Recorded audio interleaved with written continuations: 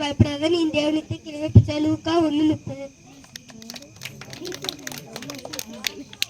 அவர் பெரியவராக இருப்பார், உன்னதமானவருடைய எனப்படுவார்.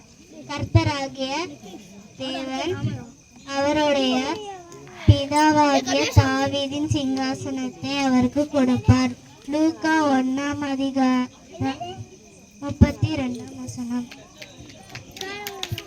அவர் யாக்கோபின் குடும்பத்தாரை என்றென்றைக்கும் அரசாள்வார்.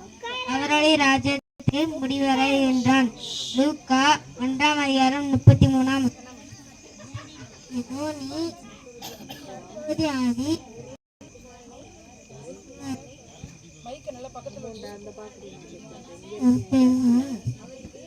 அவருக்கு